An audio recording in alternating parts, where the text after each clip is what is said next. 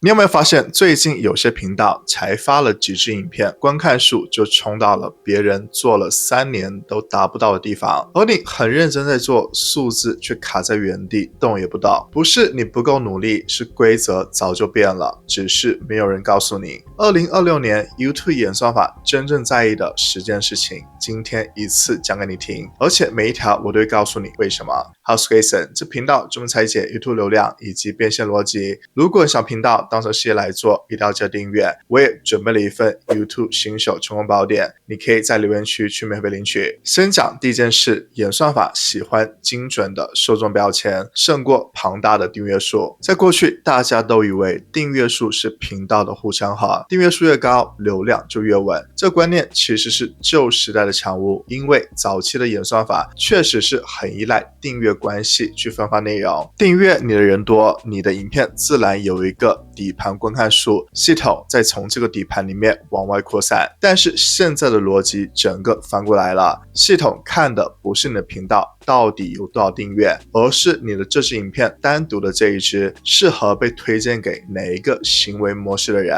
订阅数变成了一个虚荣的指标，系统真正参考的是行为数据，是这个人过去点开了什么，看完了什么，对什么类型的内容按过赞。翻译成白话文就这样， YouTube 不再问这个频道有多少粉丝，他问的是这支影片应该推荐给哪一种正在滑手机的人。你可以想象一下，过去的系统像是先看你的门面大不大，再决定要不要让客人进来。现在的系统则是直接去看你这一道菜好不好吃，跟你这家店开了几年，门口排不排队完全脱钩。这对你来说是好消息，而且是一个会直接影响到你心态的好消息，因为这代表你现在的订阅数是0，不代表你没有机会。你的第一支影片是跟一个做了5年的频道站在同一条起跑线上的，系统它只会看这支影片本身值不值得推。很多人卡住不是因为系统不给机会，而是因为他们自己先认定了我的订阅数太少，系统不会理我，然后就真的不去尝试去把内容做到最好。所以你要做的事情不是去想办法先冲订阅数再谈流量，顺序应该反过来。在选题的时候不要想我现有的观众他们想看什么，因为你可能根本就还没有观众，而是你要去想这支影片能够精准解决哪一种人的哪一个具体的问题。越具体，系统就越快找到对的人，越模糊，系统反而是不知道应该把你推荐给谁的，因为他找不到一个清楚的行为标签可以对应你。第二件事，演算法它喜欢让长影片和 Shorts 各自发展，互不拖累。在以前很多人会担心 Shorts 拍得不好会拖累整个频道的长影片表现，这个顾虑过去其实是有根据的，因为在早期两边的数据确实是互相参考的，你的频道整体健康程度会被综合计算， Shorts 表现差，长影片的测试池也会跟着缩小。但是这件事情现在已经被拆开了，长影片和 Shorts 的推荐逻辑变成了2套完全独立运作的系统，各自被判断，各自被推荐。这句话背后的意思不只是你可以去放心的测试而已，我要讲的更加具体一点，这代表你可以把你的 Shorts 当成是一个成本很低的实验场，去测试哪一种切角，哪一种说法观众的反馈是比较好的，测出来之后你再把验证过的角度用在你正式长影片里面。以前这样做是会有风险的，因为 Shorts 测试失败，数据反过来会影响到长片，现在这个风险就消失了。反过来也是一样的，如果说你这阵子的长片正在往上冲，而你的 Shorts 刚好是表现平平的，这是不会拖累到你的长片的，也不代表你的频道整体出了问题。这2件事现在是被分开看待的，这给了你一个许可，去大胆的去尝试不同的格式，不用怕一步走错毁了整个频道。很多刚开始做频道人迟迟不敢发第一部 Shorts， 是因为心里面会有这样的旧观念的影响。这条规则变了以后，这个顾虑就可以放下了。第3件事，演算法喜欢观众满意的讯号，完播率只是其中一项。在过去大家拼命想要去想办法拉长观看时长，觉得观看时长越高，演算法就会越爱你，这也不是空穴来风的。早期的系统确实是把总的观看分钟数和完播率当成是最重要的指标之一，所以你会看到很多影片故意在拖时间，故意在中间塞一堆没有意义的内容，就是为了把整体的时长拉起来。但是现在的判断标准已经变得更加全面了，完播率当然还是满意度的一种表现。一支影片被完整的看完，确实是代表观众是愿意看下来的，这件事情本身仍然很重要，并没有被推翻。差别就在于现在系统它不会只看这一项，还会同时去参考按赞、留言、有没有分享，甚至是系统弹出问卷时候观众给出的分数，把这些讯号加在一起才是观众的完整满意度。道理其实很简单，一支5分钟的影片，如果说观众看完觉得值得，还愿意按赞留言，那么它的权重是会超过一支硬拖到20分钟，完播率看起来不错，但是观众其实是被迫留到最后，什么互动都是没有留下的影片。系统在惩罚的不是短，而是靠时间硬撑出来的完播。这两个听起来很像，但是结果是完全不同的。这对于刚开始做频道的人来说，其实是一个很大的减压。你不需要一开始就很会剪片，也不需要学会那些复杂的节奏技巧，更不需要知道怎么在第8分钟留一个反转，留住观众。你只需要做到一件最基本的事情，标题承诺了什么，内容就老老实实的去给出来，讲完该讲的就收，不要为了时长硬撑，也不要为了看起来很厉害而拖泥带水。诚实反而是现在系统最喜欢的策略，而诚实这件事情跟你有没有经验完全无关，这是每一个新手都能够做到的事情。第4件事就是演算法喜欢有证据支撑的内容，而不是空口说白话。现在的观众被太多的内容轰炸，尤其是各种 AI 生成、内容农场批量产出的东西是满天飞的，观众对于纯粹口播的信任感掉得很快。每一次你讲出一个观点，却没有拿出东西证明，观众心里面就会打一个问号，问号累积多了，人就走了。而观众提前离开这件事情，系统会直接看在眼里，反映在你的流程曲线上面。这里大家需要注意，不是说要你讲的有多么厉害，而是要你讲完一个论点之后，就给一个具体的东西去撑住它。截图、真实案例、前后对比、后台数据，任何看得到、摸得着的东西，都是可以重新建立信任，而且效果是重复出现的。每次你出示一次证据，观众的信任感就会重新充值一次。这就是为什么很多做得好的频道会每隔20-30秒就插入一个具体的画面佐证，不是为了好看，是为了不断的把观众的信任感拉回来。这条对你特别重要，因为你现在可能还是一个新频道，没有知名度可以背书，观众凭什么会相信一个陌生人讲的话呢？大频道靠的就是过去的口碑，观众已经看过他的很多支影片，信任是累积出来的。你没有这个信任，你唯一能够做的就是在每一支影片里面自己现场把信任感建立起来，而做法就是每讲到一个重点就给一个具体的东西，让观众自己判断，而不是要求他们无条件的相信你。这其实对新手来说是公平的，因为证据不需要靠自力，只需要你愿意去把过程摊开来给人看。第5件事就是演算法它喜欢让小频道被看见，Hype 就是为此而生的功能。YouTube 新增了一个机制，让观众可以主动的去挺一支影片，把它推上专属的排行榜。这个排行榜跟一般的演算法推荐是分开运作的，等于是帮小频道多开了一条路。这功能只留给订阅数在500到50万之间的频道，而且是已经加入到了 YouTube 合作伙伴计划里面的。订阅数越少，能够拿到的加成是越大的，超过50万订阅之后，这资格就会被自动被拿掉。背后的逻辑是，系统认为到达了那个规模，你已经有足够的动能，不再需要这个扶持的机制。这个功能它是有一个时间窗口的，只能够用在你影片发布后的7天以内，过了7天就是没有意义了。而且每个观众1周只能够有几次的免费额度可以用，这代表新片刚发布的头几天，反而是能够主动的去引导你频道里面的铁粉去帮你的时候，而不是等到演算法自己去发现你。那这代表什么呢？这代表你现在如果说还没有到达500个订阅，先不用管这个功能，把它当成是你接下来的一个目标就好了，不用因为现在用不到就觉得非常挫折。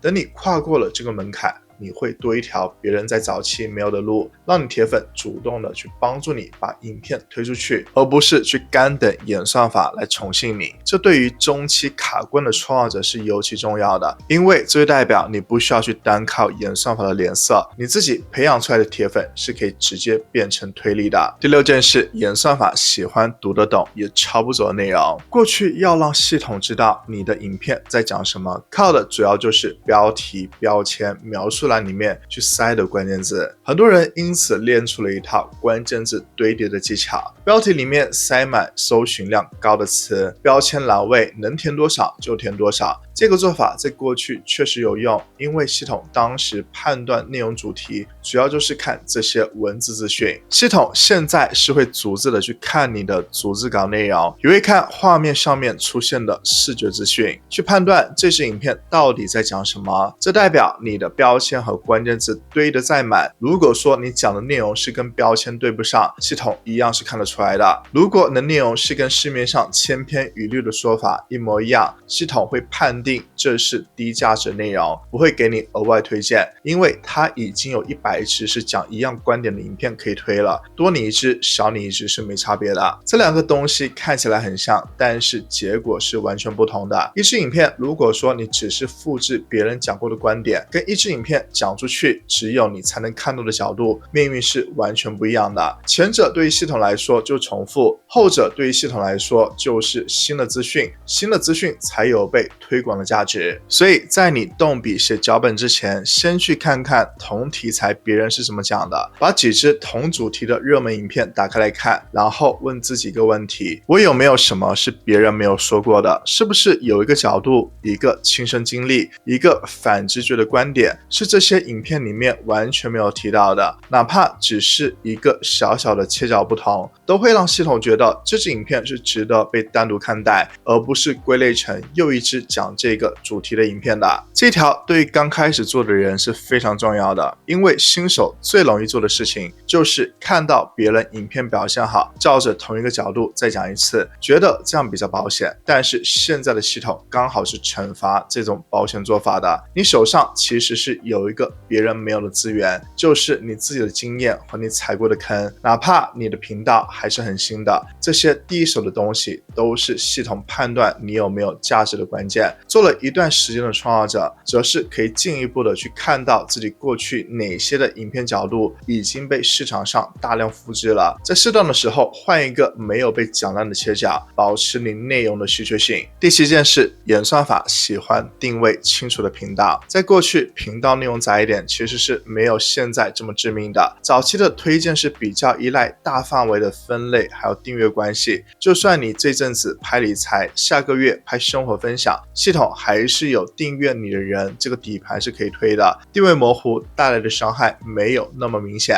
很多人在频道正式定位清楚之前，都会拍几支方向很乱的影片，有一阵子去拍这个话题，有一阵子去拍那个话题，这是很正常的过程。几乎每一个做出成绩的频道，早期都经历过这个阶段，不用因此感到挫败。但是现在这些内容留在你的频道里面，会变成一个讯号的杂讯。系统在判断你的频道到底是服务哪一种人的时候，会参考你整个频道过去发布的内容。如果里面同时有理财、生活、搞笑、教学，系统是很难给你一个清楚的分类的。当分类不清楚的时候，推荐就会不精准，不精准就等于你的触及是变差的。而且现在的推荐已经不再依赖于订阅关系这个底盘，一旦分类判断错了，你连一个保底的观看数都是没有的。所以你就可以定期的去回头看一下你过去发布的内容，你去问自己，这支影片跟我现在想做的方向还算不算是同一件事情？这不是叫你去删片，也不是叫你为过去的自己感到丢脸，而是要提醒你，定位这件事情越早想清楚，后面走的是越顺的。如果你发现有几支旧的影片方向是完全跑掉了，你可以选择让他们维持公开，或者是把它设为不公开列出，让它不会出现在你频道的首页或者是推荐里面，但是保留链接给还记的人。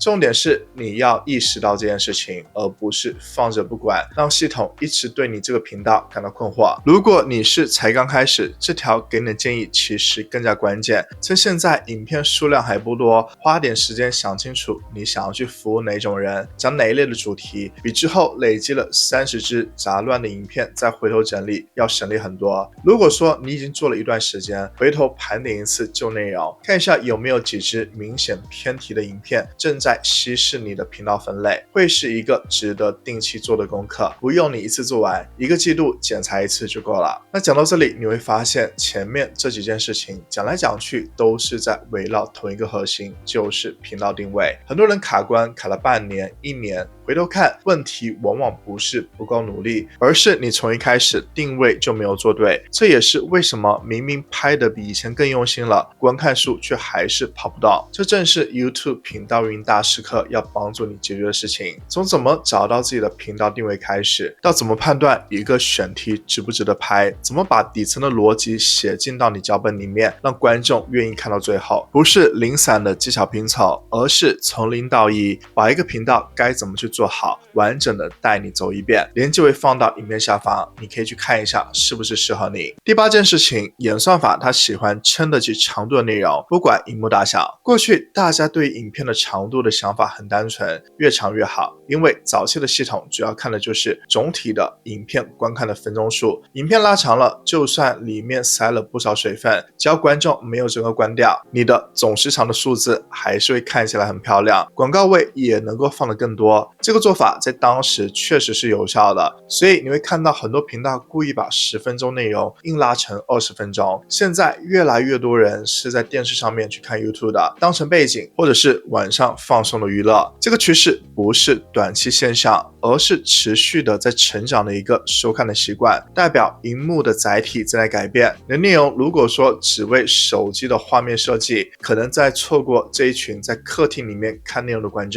但是你要注意，不是要你为了长而长，硬把影片拖到了30分钟。真正的重点是，如果说你的题材本身就是够扎实的，值得观众花更长时间看下去，那么大屏幕就是个机会，让你触及到那些习惯把 YouTube 当成电视看的人。反过来，如果说内容撑不起长度，硬拉长只会让满意度往下掉。这跟我们前面讲的第3件事是互相矛盾的，满意度优先的逻辑不会因为你换了一个荧幕就失效。所以答案不是做长片或者是做短片，而是诚实的去回答一个问题，这个题目值得你讲多久就讲多久，不多不少。如果说你发现自己有一个题材内容丰富到10分钟根本就讲不完，那就大胆的去把它做完整，不要因为担心退坑率而硬剪短，反而是失去了把一个题目讲透的机会。这条对新手还有做过一段时间创造者实际的做法会不太一样。如果说你刚开始，先不用刻意的去挑战长影片，你把一个小题目讲清楚，讲到自己都觉得满意就好，长度会随着你对题目的掌控程度自然变化。如果说你已经做了一段时间了，手上有能够撑起深度的题材，这条反而是在告诉你，不要再被短影片才是王道这句话绑住了，你可以放心的去把一集做得更加完整。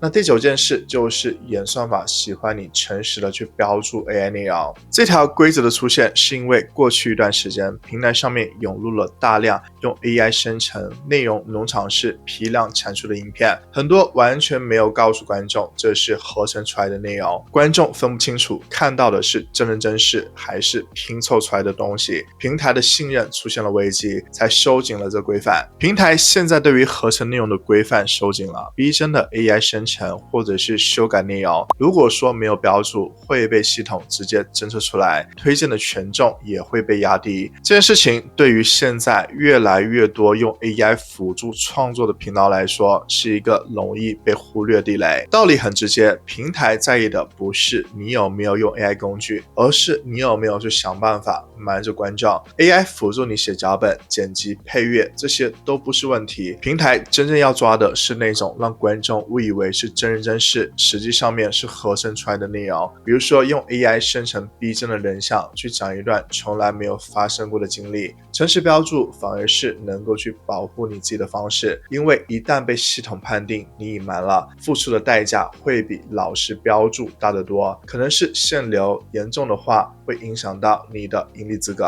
在实际操作上面，这件事情并不复杂。你在 YouTube Studio 上传影片的时候，你就会看到一个询问你是否使用了 AI 生成或者是修改内容的选项，如实勾选就好了。这里面要分清楚范围，用 AI 帮助你写脚本、找资料、想标题，这些不在需要你标注的范围内，你不用因此打勾。真正要你标注的是像用 AI 生成逼真的人去讲一段没有发生过的事情，或者是用 AI 大幅的去修改画面，让观众误以为是真实拍摄内容，这类会让观众分不清真假的东西。分清楚这条线，你就不会因为你使用了 AI 工具来辅助创作，就误以为你一定要标注，也不会因为搞不清楚范围，反而是漏标了真正该标内容。下一件事就是演算法喜欢能够去延续观看的影片，不只是这一支影片的本身。过去大家判断一支影片好不好，主要就是看这支影片本身的完播率，这支影片被完整的看完了，就算是成功的。这个判断的方式其实是不完整的，因为它只在乎这一支影片，没有考虑到观众看完之后去了哪里。现在判断的逻辑延伸出去了，如果说观众看完你的影片，紧接着去点开你的另一支影片，或者是被你的播放列表带着继续往下看，这是一个很强的讯号，告诉了系统你的频道值得被继续推荐，因为你不只是留住了这次的观看，你延续了整个平台的使用时间，这正是系统真正在乎的事情。而反过来，如果说观众看完你的影片就直接关掉了整个平台，这对于系统来说就是一个负面的讯号，即使这支影片本身的完播率很高，也一样是会被扣分的。这也是为什么有些影片单看数据是很漂亮的，流量却迟迟没有起色，因为观众看完就走了，没有被留在你的频道里面。所以在影片结尾的时候，别只是说一句谢谢观看，而是要精准的告诉你的观众，接下来这个问题你在哪里讲得更清楚，用一两句话去给他们一个明确的理由，让他们自然而然的就想要去点下一支，而不是看完就走了。如果说你才刚开始，手上的影片数量还不多，最简单的做法就是在结尾直接点名一支你已经发过的观众最有可能感兴趣的影片，先做到有一个明确的下一步就好。等你累积到了一定数量的影片，你可以进一步的去把同主题的内容去整理成一个播放列表，让观众看完一支影片之后，自然的被续播带到下一支，不用每次都是靠你口头引导。这10件事背后其实藏着一个共同逻辑， YouTube 现在真正在意的不是你有多少的粉丝，也不是你的影片剪辑的多么花俏，而是你有没有精准的服务到一群特定人，让他们看完之后真心觉得值得，而且愿意留在平台上面继续看下去。如果你看到这里心里面冒出了一个念头，原来我一直以来想的方向不太对，那你可能会发现光是知道这10件事情还不够，你上传的每一个环节、标题、标签、发布的时间，其实都在影响到演算法要不要推你的影片。